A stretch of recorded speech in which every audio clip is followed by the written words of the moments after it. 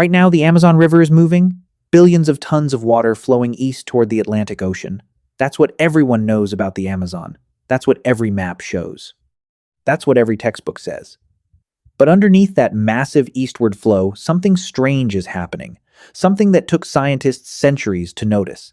Something that rewrites the rules of how rivers are supposed to work.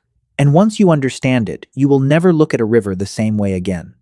Let's start with the basics, because the Amazon River is not what most people imagine when they think of a river.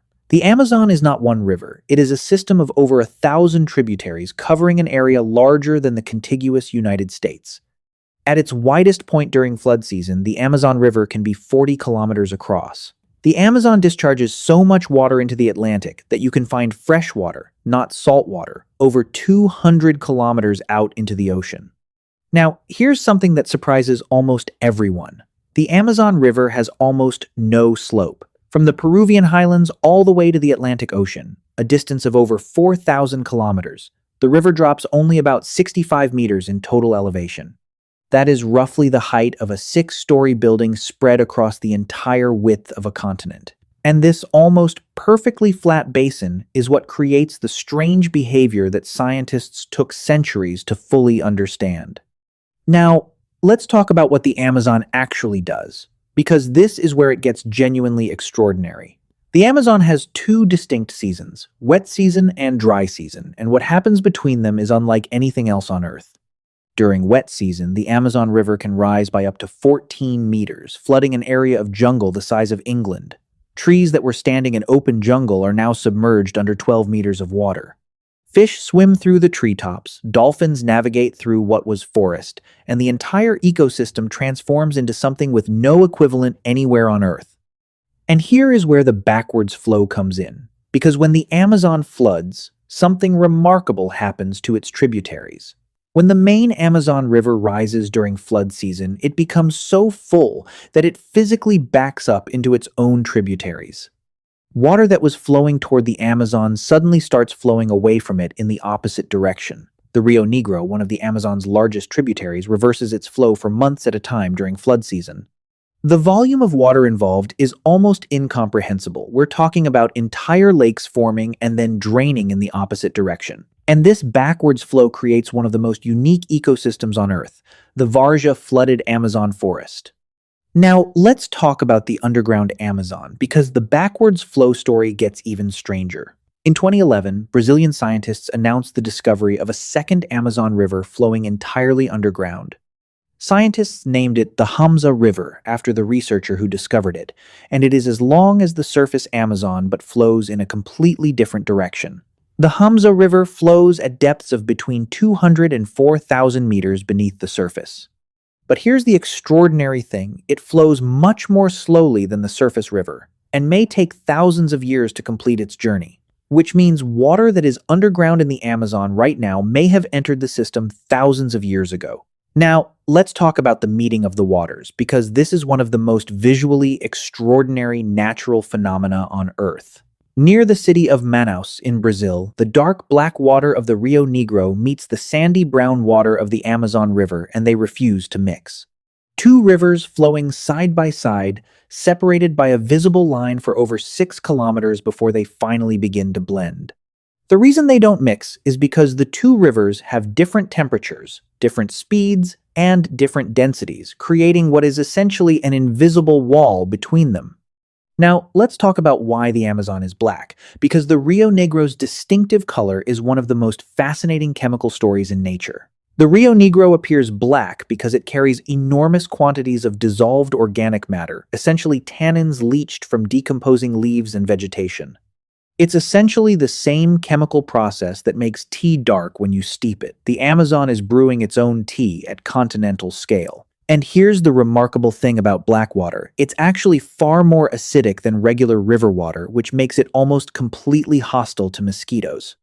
Indigenous peoples have known this for centuries, and deliberately built their settlements near black water rivers to avoid mosquito-borne diseases.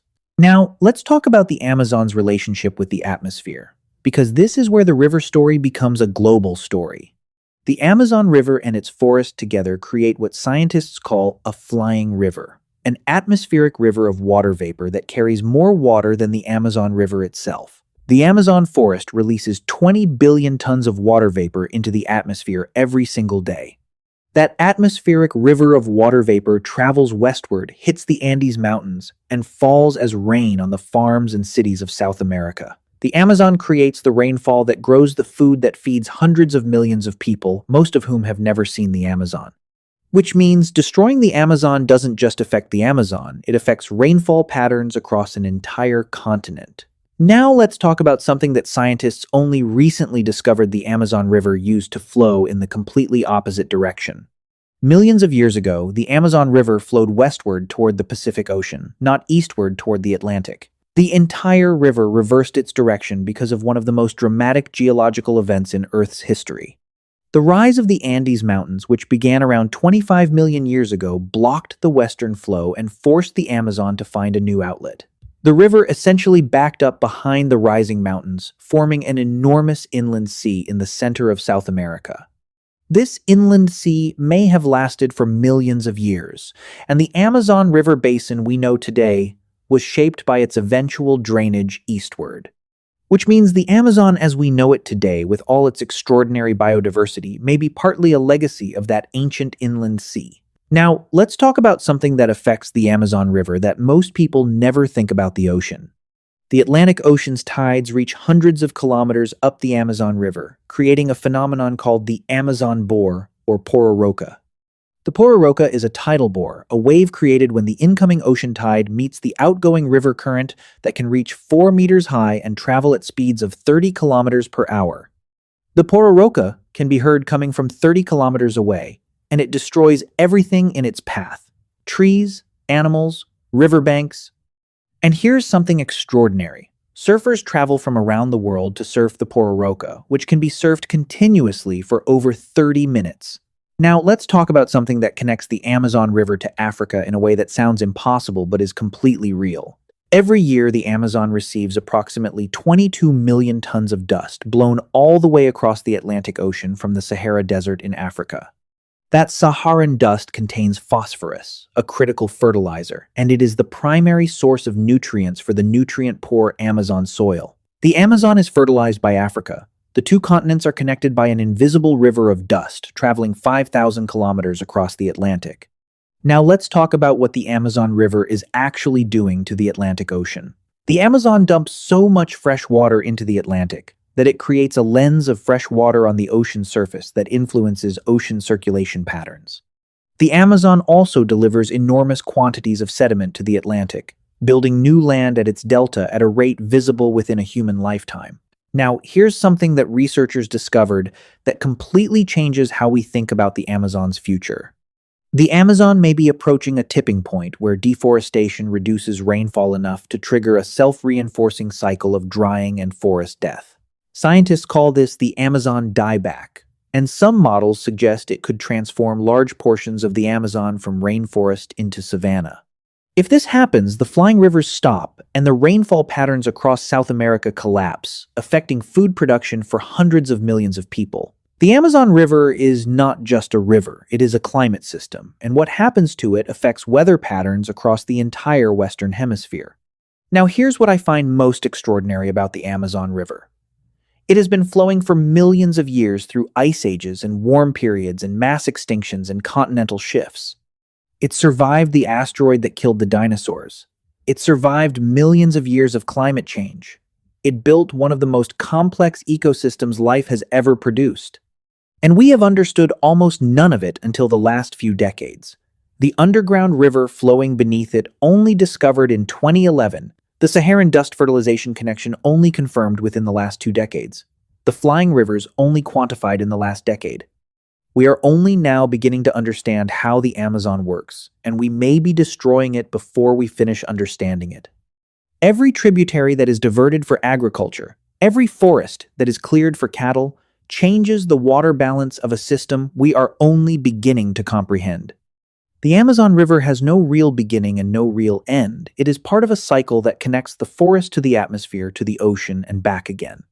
It is simultaneously a river, an atmosphere, a climate system, an ecosystem, a pharmacy, an archaeological site, and a library of millions of years of evolutionary knowledge. And it flows sometimes forward, sometimes backward, sometimes underground, sometimes through the air in ways that we are still learning to understand. The next time it rains where you live, there is a chance that some of that water began its journey in the Amazon. The water in your glass may have passed through the Amazon forest, evaporated into the atmosphere, traveled thousands of kilometers, and fallen as rain near you. The Amazon is not a distant place. It is part of the planetary system that keeps all of us alive, and what happens to it happens to all of us. It flows backwards and underground, and through the sky. It was built by Africa, and it feeds a continent. And it has been doing all of this for millions of years, quietly beneath a canopy so thick that we almost miss the entire story.